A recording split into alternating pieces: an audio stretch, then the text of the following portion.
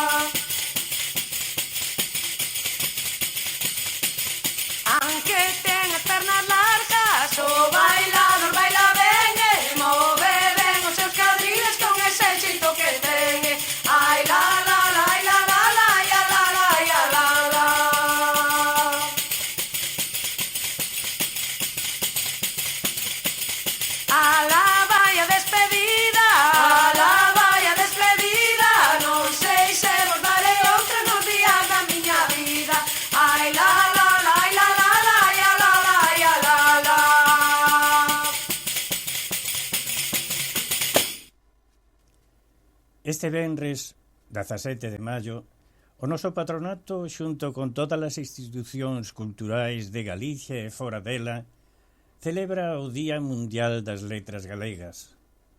Na súa magnífica obra La Divina Comedia, Dante deixou dito que a poesía é a gloria da lingua. Fixo moi ben, entón, a Real Academia Galega en adicar este ano o Día das Letras Galegas a poeta coruñesa Luisa Villalta, unha escritora nova que escribiu para os tempos de hoxe, é dicir, para nós, xunto a esa xeneración nova que aínda viven, compañeiros de Luisa na militancia política como na cultural, pero tamén polo profesorado que levou a súa obra ás aulas, sobre todo esa fermosa chave dos tempos, ou o outro lado da música, donde comenta poemas de Manuel Antonio, de Blanco Amor e de Curros. Libros estes, amigos, que enseguida se espallaron entre o profesorado, convertindo a xoven coruñesa como a poeta máis valorada do seu tempo. E se falamos de que Pedrallo como un polígrafo de Trasalba, podemos tamén falar de Luisa Villalta como a polígrafa da Ciudad Alta, é dicir, da Coruña. Luisa Villalta Gómez viviu esa actualidade cando Antonio Baixeiras, Marica Campo, Miro Villar ou Millán Picoto poñían a literatura galega ao par de todas as literaturas romances que prestaban especial atención á métrica. Desgraciadamente, unha meningitis acabou ca súa vida cando aínda non cumplira 47 anos. Pero seguiron e siguen os seus poemas esos poetas de hoxe que, dende o punto de vista freudián, queren superar a aldraxe histórica dos vello poder castelán. E tamén poderíamos comprender que esa riqueza viva que é a nosa lingua non só se produxo como poesía na bella Castela, senón que se atopa nos alicerces da cultura portuguesa, donde é amada, respetada, estudiada e gozada, tanto no inmenso Brasil como nos outros países lusófonos. Son as compensacións que ás veces nos produce os doores da historia. Os nosos xóvenes poetas só intentan fecundala e facela florecer. Por iso, si Galicia e España, toda España debería sentirse orgullosa neste 17 de maio de non manter consumado o xenocidio da nosa lingua nin a súa mutilación. E se Galicia é España, hai que denunciar todo acto antigaleguista, veña de quen veña. E se Galicia é España, a lingua castelán non precisa luxar co seu papel imperialista. E se Galicia é España, para contribuir máis que ninguén o seu sacrificio nas guerras, nas fames, nos desastres mariños, nas queimas de montes, nos divorcios a forza de emigrar, entón Galicia ten moito que exixir e ser oída nesa España de que forma parte. E por último, se Galicia é España, por que ten que vivir eternamente preocupada pola súa propia identidade? Como escribiu Luisa Villalta, cada areiña do noso mar é unha bágua de cada casa. E cando nos din que o galeguismo é separatismo, que quere fuxir de España, tampouco é certo. Mais ben é ao revés. É España quen quere fuxir de nós. Non é xusto, pois, que Galicia teña que morrer para que viva España. É un milagro dicir, sin odio, claro, pero ben alto, neste 17 de maio, que contra todo pronóstico, Galicia vive, que fracasou o intento secular de nos borrar do mapa, porque un pobo con tanta capacidade de resistir é todo menos un cadáver. Luisa Villalta loitou dende a poesía, a música, por unha Galicia nova, culta, dona de si mismo. Morreu noviña, pero a súa poesía e o seu amor a Galicia perdurarán eternamente.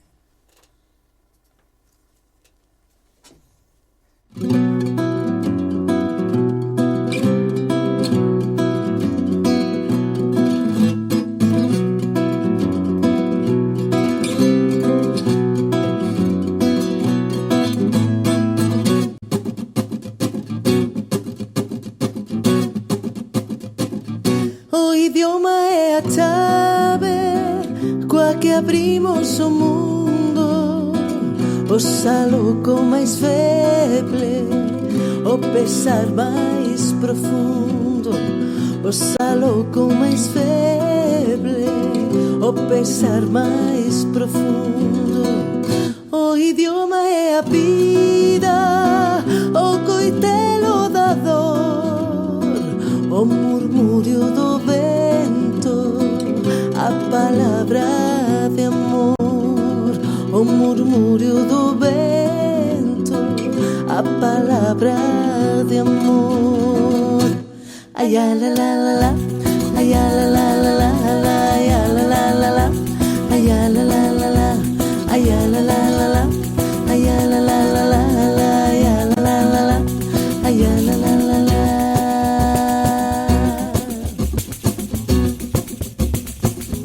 O idioma é o tempo, é a voz dos avós, ese breve roncel que deixaremos nós, ese breve roncel que deixaremos nós. O idioma é un herdo, patrimonio do povo, mágicamente bello, eternamente novo, mágicamente bello, eternamente novo. Ay, la la la la, ay, la la la la, ay, la la la la, ay, la la la la, ay, la la la la, ay, la la la la, ay, la la la la, ay, la la la la.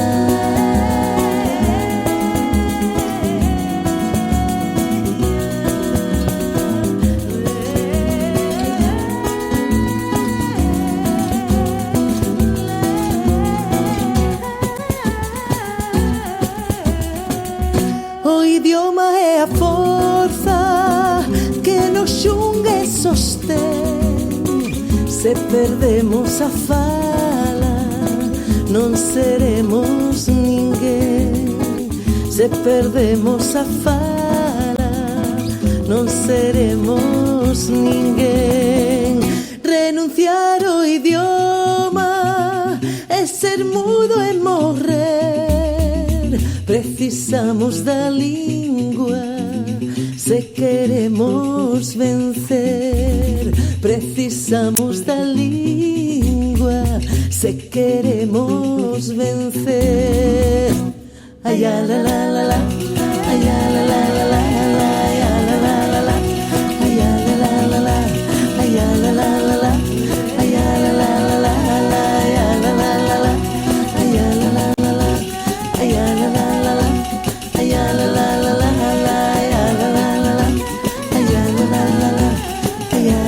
la, ay, la la la la, ay, la la la la.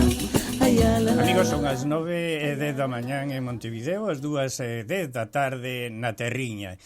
En Galicia, ta fai moi pouquiño tempo, o mestre rural iba moito máis alá de ser un simple instrutor. Tiña tamén que enseñar a vivir. Debía ser un experto en todo, ata na organización social. O seu propósito non era só enseñar a ler e escribir, sino tamén a avanzar na vida do campo. A escola foi por moitos anos unha especie de axencia social, sobre todo polo escaso acceso aos recursos didácticos e pedagóxicos. Nesta semana en que celebramos o Día Mundial das Letras Galegas, vamos a estar a falar con un maestro que conoce fondamente como é ser maestro no medio rural na Galicia de hoxe e como era fai só uns anos esa mesma Galicia. Celestino Pérez Recarei foi mestre en Panxón, na Picota, en Razo e, bueno, en todas esas parroquias. Hoxe xa xubilado, adícase á publicación, artículos de prensa e algún que outro libro. Está con nos por outro lado do teléfono. Celestino, moi bons días desde Montevideo. Moi bons días, Toni, moi bons días. Bueno, pois estamos a celebrar a semana, de alguna maneira, a Semana das Letras Galegas. Que che parece, como chegan esas letras galegas aos nenos do mundo rural? Bueno, mira, vamos a ver, eu quería empezar dicindo a miña experiencia na primeira escola que tiven no mundo rural, para que vexades máis ou menos como era a escola de antes, que era, bueno, moi precaria. A miña primeira escola que me deron era unha escola de nova creación, e non tiña nin local nin mobiliario. Entón, a Hermandade de Labradores prestou ao Concello un local. O Concello arreglou como puido para conseguir un mobiliario da Universidade de Santiago, cousa que non valía moito, porque os rapaces pequeniños, ao sentar, non chegaban os pés ao chan, a poñerse ali, a mesa do pupitre, estaba casi a altura dos ollos. Pero, bueno, arreglámonos. Pasaron 15 ou 20 días e veu un mobiliario novo. Chegou ali, xerono, e un concelleiro veu a mirar se como está ben, e, bueno, a facer acto de presencia. E teña unha anécdota moi curiosa, que dicir, en favor miña, claro, que cando el mirou todo e sentou na cadeira do mestre, levantouse e dixo: esta cadeira é moi cómoda para un mestre. Eu calei, non dixen nada, pero o que ele non pensou nunca é que eu nunca sentei para dar clase, nunca. Sempre estaba ao pé da pizarra, ao pé do mapa ou entre o alumnado. Ben, pasou eso, non pasou nada, seguimos. Pero eu que vin é que os rapaces chegaban ali de outra escola, porque eran moitos e viñeron para esta escola, e viñan todos con unha pizarra, un pizarrín, un libro, unha enciclopedia, e os pequeniños un libriño de rayas. Eu quedei así un pouco abrallado, non? Primeiro, o que fixen foi suprimir as pizarríns, e no seu lugar fixen que comprasen cadernos, os maiores con un bolígrafo, os pequenos con lápis. E pos pequenos non sei libro ningún.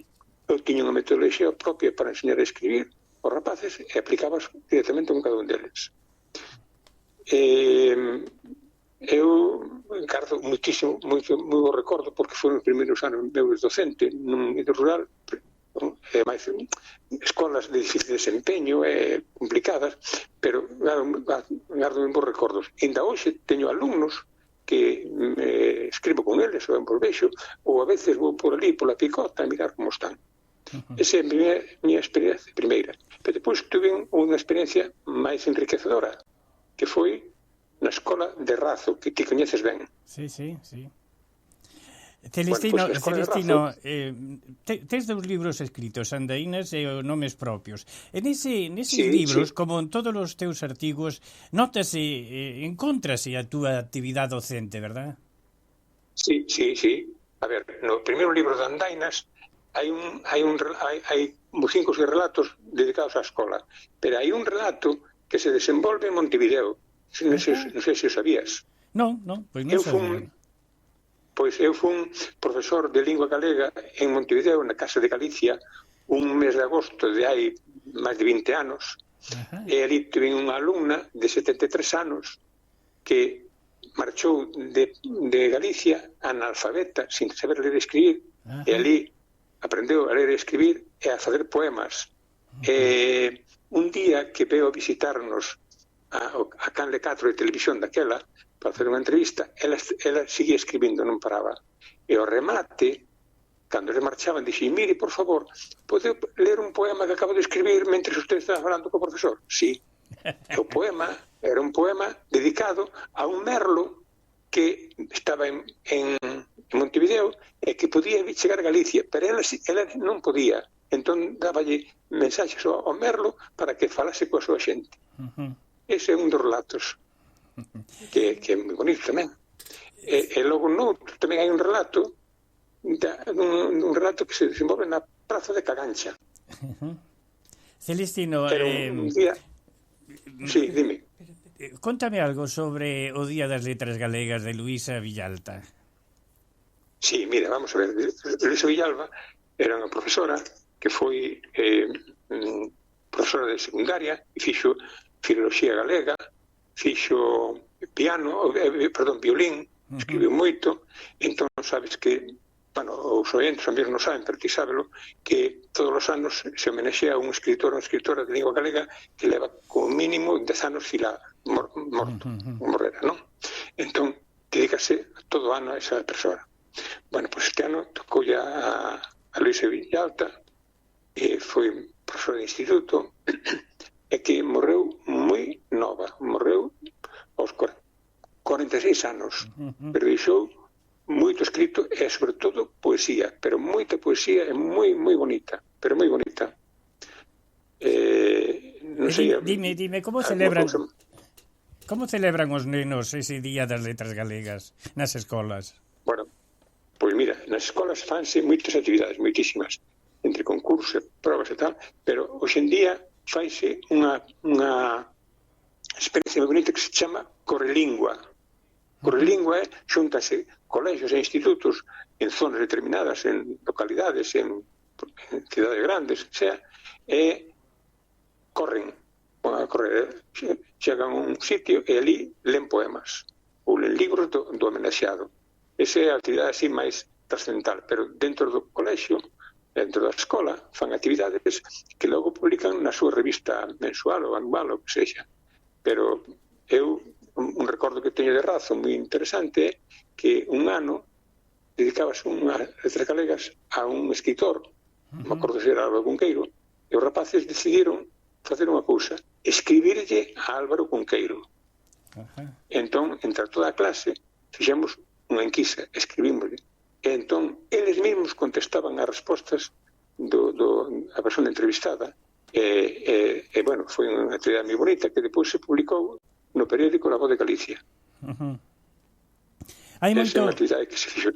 Hai moito movimento cultural para que Lavarte a Pose sexa o próximo día dedicado aos letras galegas. Sí, hai moitísimo. Está se movendo moito a Fundación Eduardo Pondal, a Asociación de Veciños de por ali, como se chama Montebranco, en fin, hai moita en Vimianzo tamén, e hai unha persoa que está movendo especialmente, que é Xosé Manuel Varela. É unha persona que está loitando para que sexa, e ben o merece, Ti foches presidente do Fórum Europeo de Administradores de Educación de Galicia. Que viña a ser eso? Sí. Mira, a sección de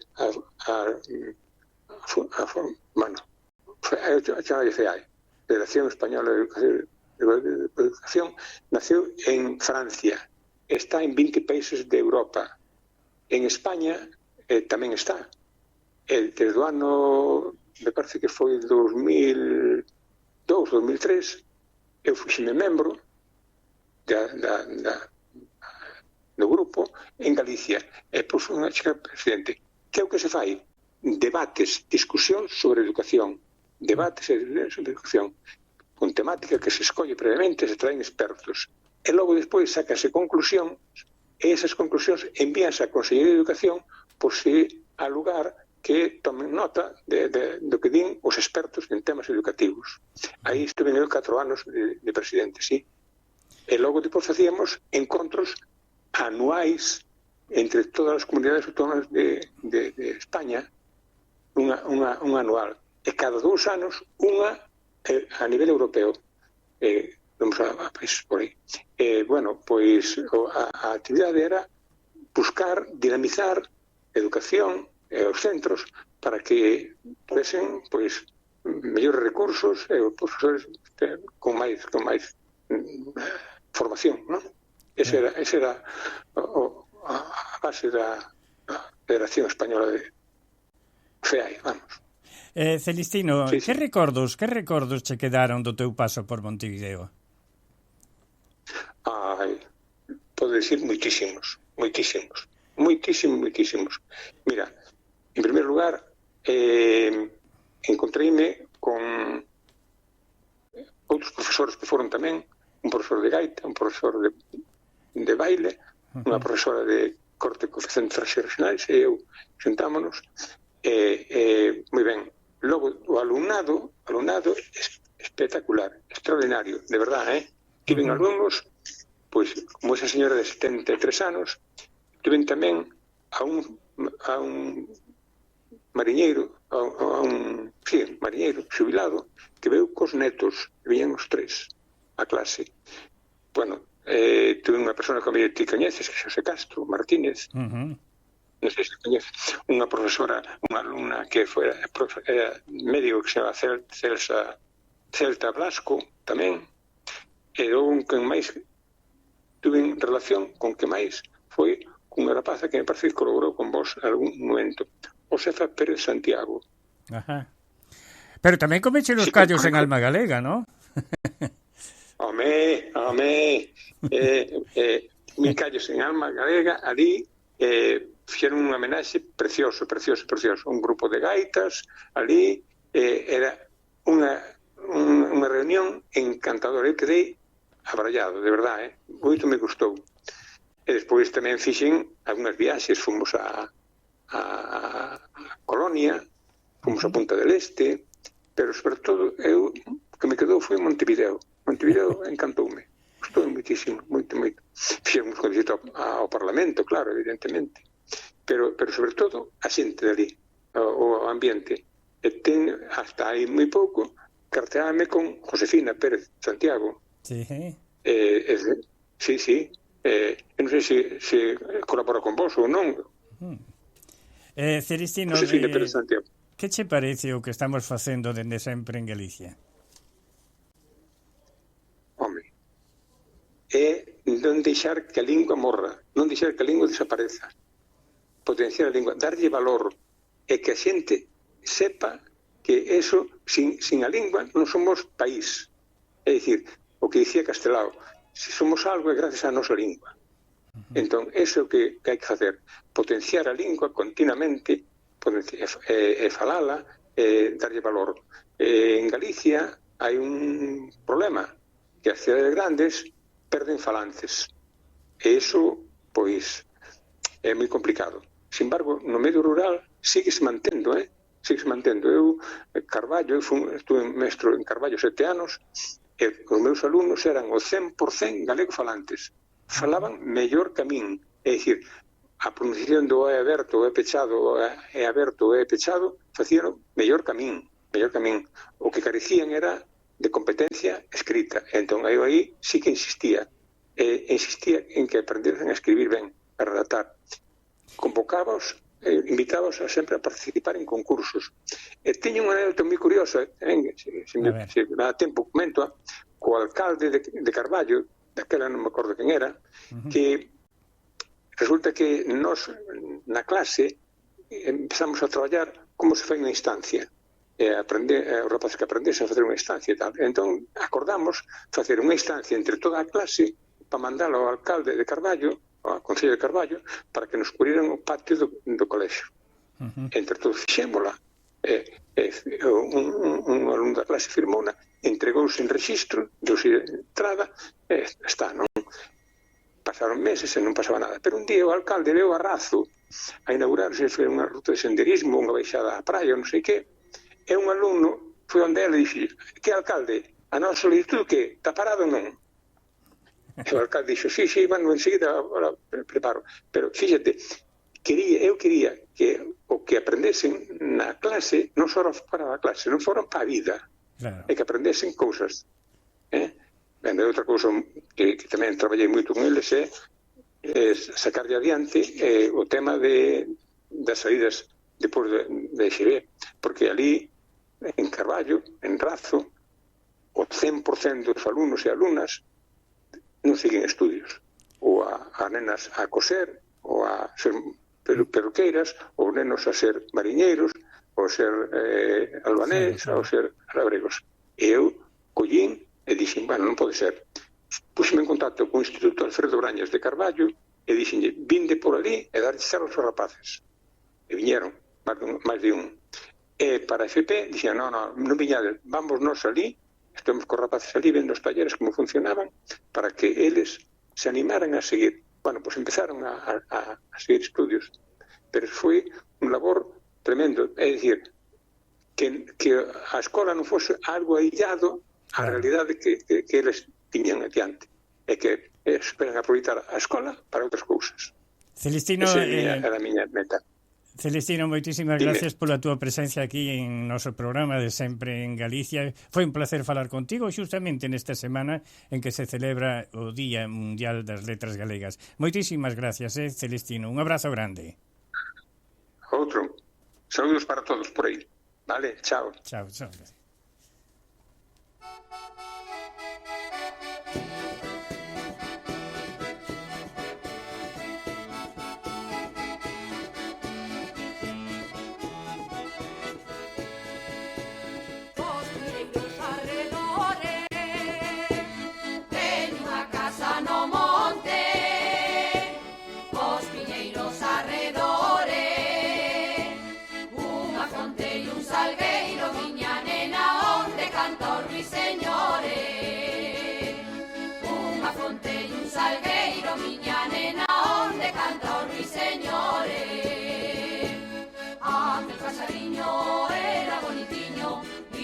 Ribeira da beira do Miño, como lle chaman de Pepiño, que bonito nome ten o paxariño.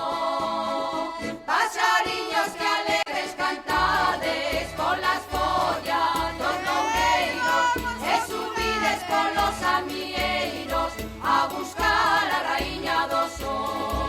Paxariños que alegres cantades polas follas dos loureiros e subides polos amieiros a buscar a raíña do sol.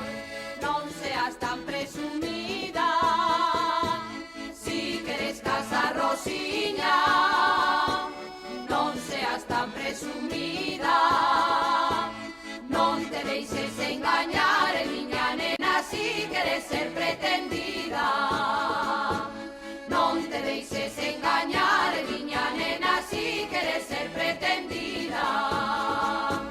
Aquel paxariño era bonitiño, viña da ribeira da beira do Miño, e como lle chaman de Pepiño, que bonito nome ten o paxariño. Paxariños que alegres cantades polas follas dos loureiros e subides polos amieiros a buscar a raíña do sol. Paxariños que alegres cantades polas follas dos loureiros e subides polos amieiros a buscar a raíña do sol.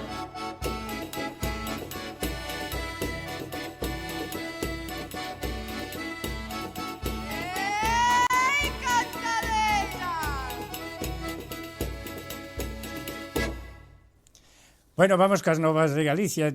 Ana, temos problemas cos chamados furtivos na colleita dos percebes, E así, os mariscadores de Muxía decidiron buscar unha solución ao problema que teñen cos percebes. Que desde hai un tempo veñen observando que hai lanchas con buceadores que se acercan á costa para coller de maneira furtiva os percebes que normalmente non collen en época de inverno. Un grupo entón de 28 mariscadores formou un colectivo presidido por Amador Vidal e decidiron que 2 días ao mes, cando as condicións do mar e do clima son favorables, porque senón non poden facelo, recollerán o percebe para evitar que os furtivos leven o marisco e que eles agardan durante meses. Di Amador, se non o collemos nós, collerano eles. Bueno, moi ben.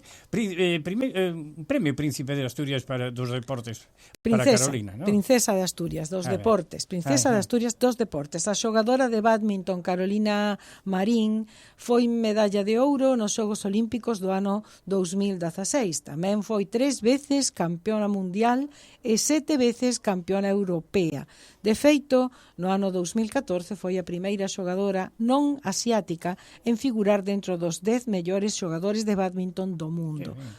Pois agora acaban de concederlle o Premio Princesa de Asturias dos Deportes 2024. Que é isto de Estrelas no Camiño? Foi presentado na Praza de Abastos de Santiago este evento gastronómico chamado Estrelas no Camiño. Terá lugar o vindeiro 10 de xuño en Negreira. Acudirán á cita máis de 40 chefs dos máis recoñecidos de España, con varias estrellas Michelin. Algúns deles son, por exemplo, Martín Berasategui, Pepe Solla, Javier Olleros, entre outros. Presentarase novidades gastronómicas e haberá tamén música e animación xunto coa degustación. Pero a actividade inclúe tamén algo máis, algo chamado Bocado Solidario, que ten por obxectivo recoller fondos para facer unha donación á Asociación Galega Síndrome X Frágil. Bueno, amigos, o noso programa Sempre en Galicia conta co apoio da Xunta de Galicia. Agora, sí, Ana, vai nos comentar cousas da colectividade. Exactamente, unha audición do Patronato da Cultura Galega co apoio da Xunta. Pois, novas da colectividade, o programa Retorna Talento remata o prazo mañá, 13 de maio, remata o prazo desta convocatoria do programa Retorna Talento, que dá becas para cursos de calefacción, electricidade, deseño, amoblamento e varios outros máis. Mais información poden visitar a páxina da Xunta, emigración.xunta.gal, ou directamente acudir ás oficiñas da Delegación da Xunta en Montevideo, que está en Maldonado 1045, esquina Río Negro, no horario de 9 a 14 horas. Bueno. Tamén dentro da colectividade temos que ir anunciando que o Centro Gallego de Montevideo vai celebrar o Día das Letras Galegas o xoves 23 ás 19 horas e que participará neste día o Obradoiro de Teatro do Patronato coa obriña Todo ten goberno de Xavier Prado Rodríguez. Que ben. E agora, que máis temos no patronato? Bueno, no patronato, en primeiro termo, diremos que a profesora do grupo de literatura, Nedi Varela, fará unha disertación sobre Federico García Lorca en Galicia. Isto será no marco dunha actividade que ten lugar na biblioteca da Junta Departamental de Montevideo, na rúa 25 de Maio, esquina Juan Carlos Gómez. A actividade será durante 2 días, pero a participación de Nedi Varela terá lugar o xoves, este xoves, o vindeiro xoves desta semana, o xoves 16, ás 4:30 da tarde. Nedi falará de Lorca e da súa estancia en Galicia e lerá tamén dos seus poemas en galego. Un acto máis para adherirse a Semana das Letras Galegas. Exactamente. Xoves 16 ás 4:30 da tarde na Biblioteca da Junta Departamental de Montevideo. Agora sí, Día das Letras Galegas. É o Día das Letras Galegas que celebra o patronato este venres, o mesmo día en que se celebra tamén en Galicia esta festa do Día das Letras Galegas. O venres 17, o vindeiro venres, ás 7 da tarde, ás 19 horas. O obradoiro de declamación fará unha semblanza da biografía e tamén de algúns dos poemas, serán lidos algúns dos poemas de Luísa Villalta, que é a homenaxeada este ano. Aínda que o grupo de declamación está agardando aínda que se reintegre Maribel, pero de todas formas un grupo moi responsable que fronte ao que é o Día das Letras Galegas decidiron reunirse e darlle valor ao día. Sí, darlle valor e participar tamén armar o que todo é a actuación deste día. Así que o día venres 17 ás 7 da tarde, Día das Letras Galegas, homenaxeando a Luísa Villalta por parte do Obradoiro de Declamación no Patronato da Cultura Galega. Cristina Fernández, falade galego.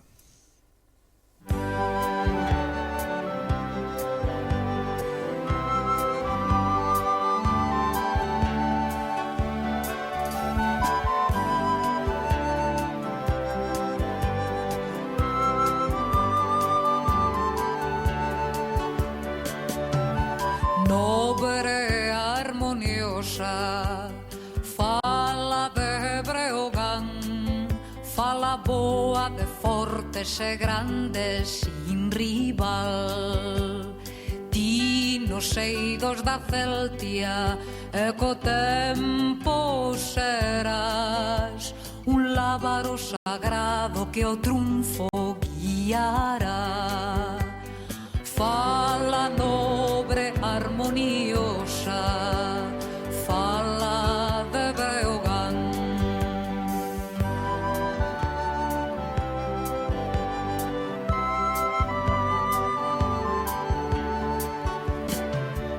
Serás épica tuba e forte sin rival, que chamarás os fillos calo domiño están.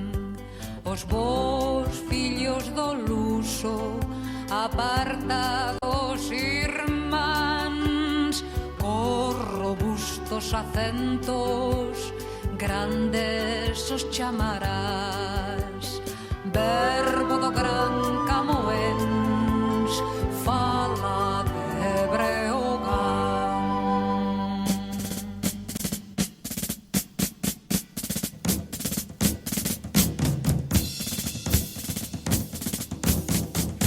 Meniñas da Coruña, da Mabre despexo, de falas graciosas e pasos lixeiros, deixa de Castela os duros acentos.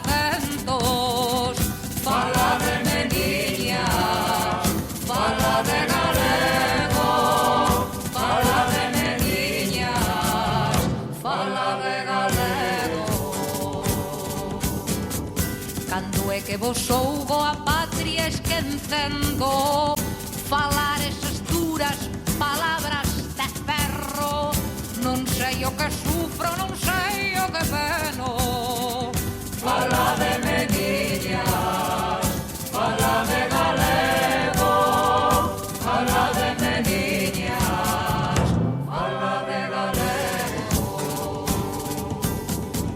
Mais cando falades nos patrios acentos, envoltos no voso anxélico alento, parece que escoito un canto do ceo. Fala de meniñas, fala de galego, fala de meniñas, fala de galego, fala de galego, fala de meniñas, fala de...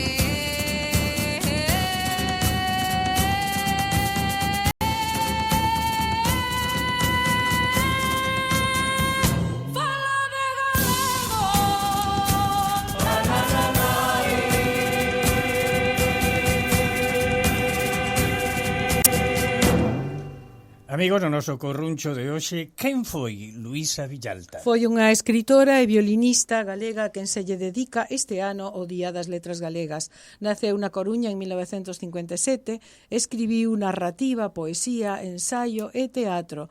ademais de ser unha boa violinista que integrou a Orquesta de Santiago de Compostela e outros grupos. Gran defensora da lingua galega, única na que escribiu, formou parte da Asociación de Escritores en Lingua Galega e da Mesa pola Normalización Lingüística. Practicou tamén a docencia, impartindo clases de lingua e literatura galega en Sada, pero non se limitou só a dar clases, senón que participou activamente doutros espazos do centro como a biblioteca, o grupo de teatro, a sala de música e o club de lectura.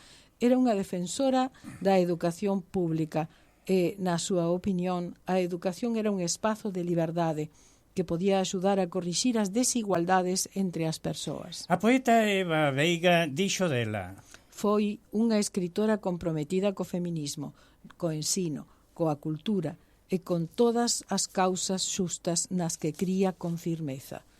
Eva Veiga, xunto a tamén poeta Pilar Pallarés, prepararon unha escolma que recolle 67 poemas de Luísa Villalta, que se titula Así vou eu formando parte. Luís, Eva Veiga, ti sabes, estivo no patronato? Sí. Sí. E sabes por que 67 poemas? Porque este año cumpliría Luísa Villalta 67 anos. Por eso será... Escolleron 67 poemas. Claro. Pois Luísa Villalta faleceu moi xoven, en marzo de 2004, aos 46 anos de idade. No seu enterro, un grupo de escritores galegos, entre os que se encontraban Manuel Rivas e Manuel María, despedírona con poemas e música de violín. Os seus restos repousan no cemiterio de Santo Amaro en A Coruña. Amigos, vaise noso tempo, pero xa ven o fútbol en Oriental co partido Liverpool-Cerro Largo. Pero antes, no día de hoxe, non hai nada máis produtivo que crear vida da nada. Pero que traballo costa moitas veces ser nai en estos tempos, verdad? Hoxe queremos felicitar as nais, a todas, as que traballan na casa e as que traballan fora. As nais que acaban de ser nais e as que sempre foron moitas nais de unha sola vez, porque cada fillo é un mundo. E cada mundo sempre precisará unha nai. Pero tamén queremos felicitar as nais de antes, incluso as que aínda non son nais, pero soñan con selo. Felicidades a todas, porque o mundo non sería mundo sin o seu mundo. Ata o domingo que ven, amigos. Ata o domingo. O triunfo guiará, fala nobre armonía de Breogán.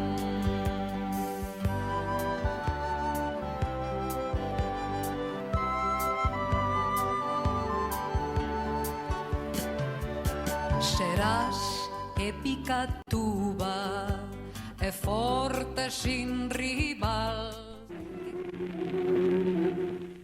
Sempre en Galicia, fina a súa audición de hoxe e voltará o domingo ás 9 da mañán para traervos verbas e cantigas. Saúde e terra.